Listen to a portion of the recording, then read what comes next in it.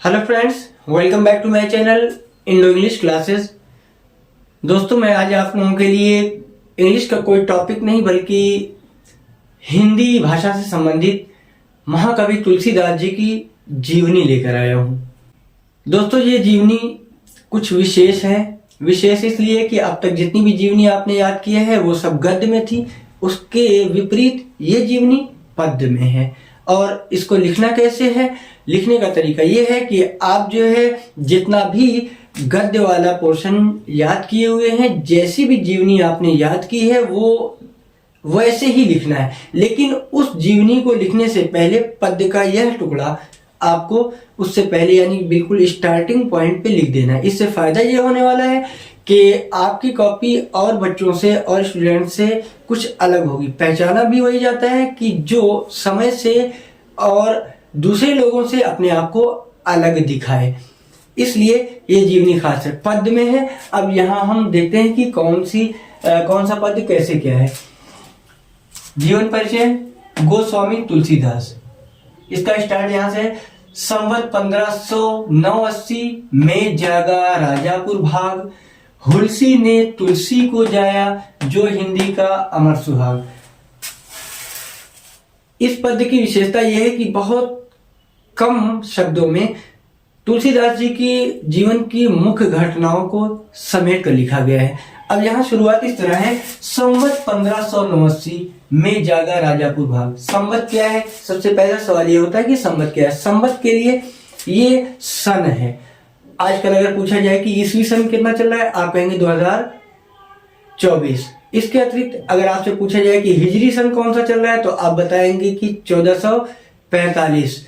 अगर आपसे पूछा जाए कि क्या कोई और सन है, हाँ है। भारतवासियों का हमारा अपना भारतीय सन जो है वो है विक्रमी संवत। संवत 1589 यानी 980 में जागा राजापुर भाग, हुलसी ने तुलसी को जाया, जो हिंदी का अमर सुहाग। ये हुलसी कौन है? उनकी माँ है। हुलसी ने तुलसी को जाया। जाया मतलब जन्म दिया। किसको? तुलसीदास जी को। कौन तुलसीदास? जो हिंदी का अमर सुहाग, जो आगे चलकर हिंदी काव्य जगत के अमर सुहाग कहे जाए। आगे देखें। नाम राम बोला, बोला था राम नाम जन्मत तत्काल। यानी राम बोला जी जो थे उन्होंने जन्म के तुरंत बाद ही राम का शब्द कहा था। राम बोला क्या है? तुलसीदास जी की बचपन का नाम है। पिता आत्मा राम देखकर बालक को हो गए निहाल। जब भी किसी घर में कोई बच्चा पैदा होता है तो सबसे ज्यादा खुशी माँ बाप को होती है। तो इसलिए उनके पिता आत्मा राम जी को भी हुई। पूरा नाम उनका है आत्मा राम द्विवेदी। पिता आत्मा राम देखकर बालक को हो गए निहाल, पर जब पाया जन्म मूल में उपजा मन में कुछ आभास। इसका मतलब यह हुआ कि जब उनका जन्म हुआ तो पहले ही लिखा जा चुका है कि उन्होंने पैदा होते ही राम का शब्द, राम का नाम लिया था। आपको मालूम है कि कोई भी बच्चा, साधारण व्यक्ति जो कुछ भी, जैसे हम आप हर कोई पैदा होने के बहुत दिनों बाद तक हम ऐसा नहीं कर पाते, अर्थात कुछ बोल नहीं पाते। लेकिन स्पष्ट रूप से अगर कोई बच्चा पैदा होने के तुरंत बाद बोल दे तो ये बिल्कुल असाधारण सी घटना समझी जाएगी। तो पहले तो एक बार उनके पिताजी ये हिचकिचाए कि आखिर ये कौन सा बच्चा है कि जो पैदा होते ही बोल पड़ा। और आगे चलकर इसी वजह से उनके मन में कुछ आभास हुआ, कुछ बुरे ख्यालात, कुछ बुरे एहसास आने लगे। उन्होंने क्या किया? त्यागा, सौंप दिया मुनिया को। मुनिया दीन्हा नर हरिदास। उन्होंने बच्चे को बुरा समझकर क्या किया? अपने पास रखना उचित नहीं समझा। उन्होंने दिया किसको?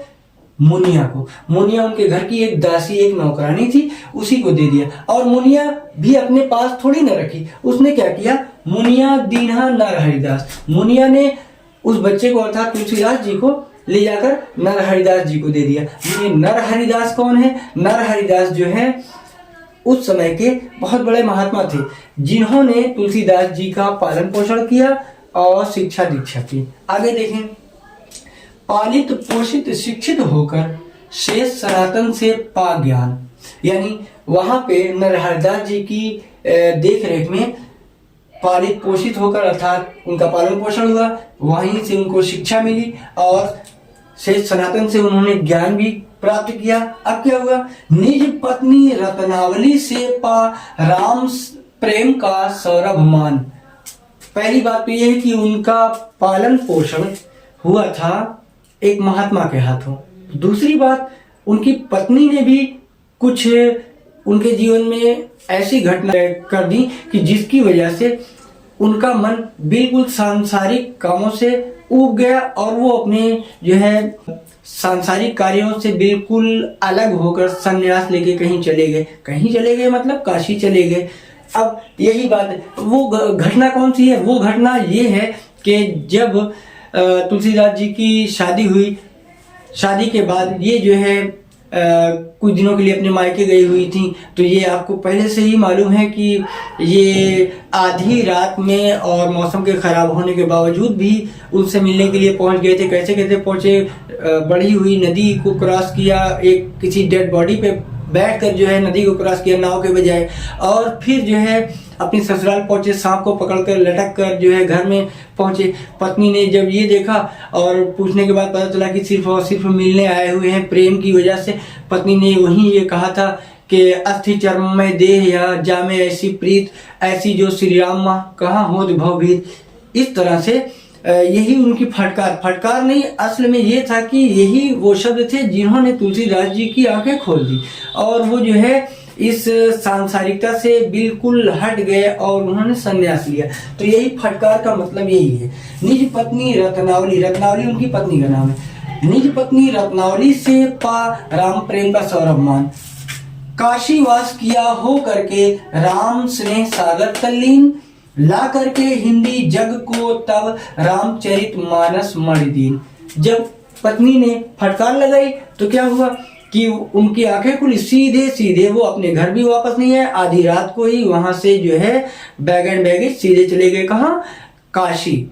और काशी में जाकर उन्होंने और भी अपना ज्ञानार्जन किया, बहुत कुछ लिखा भी। वहीं पे जाके तुलसीदास जी ने रामचरित मानस जैसी महान पुस्तक का भी जो है लेखन किया।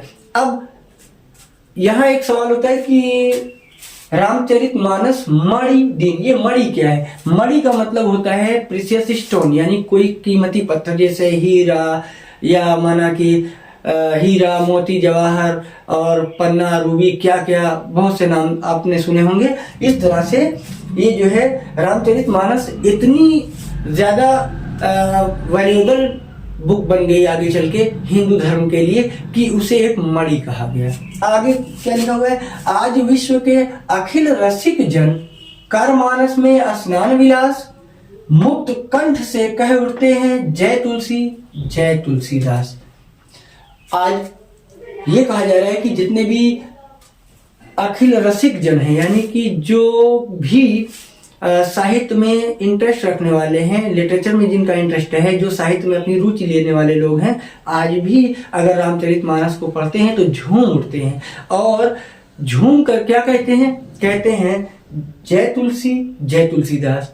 वास्तव में तुलसीदास जी आप जैसा कोई नहीं, आपके जैसी कृति लिखने वाला कोई नहीं है, आपकी जय हो। यही बातें हैं। हालांकि इसके अतिरिक्त और भी बहुत कुछ ऐसी बातें, जैसे यहाँ सिर्फ और सिर्फ जो है एक उनके द्वारा लिखी गई एक पुस्तक यानी कि रामचरितमानस का जो है वर्णन किया गया है। इसके अतिरिक्त विनय पत्रिका या कवितावली, गीतावली या बरवे रामायण या रामलला नाचू, बहुत सी किताबें उन्होंने लिखी। तो इस तरह से ये जीवनी आपके लिए बड़ी ही महत्वपूर्ण है। अब इसका एक बार आप स्क्रीनशॉट ले लीजिए ताकि आप आसानी से लिख सकें और इसे अच्छी तरह से याद कर लें। इसके माध्यम से दूसरी घटनाएं भी याद हो जाएंगी। धन्यवाद।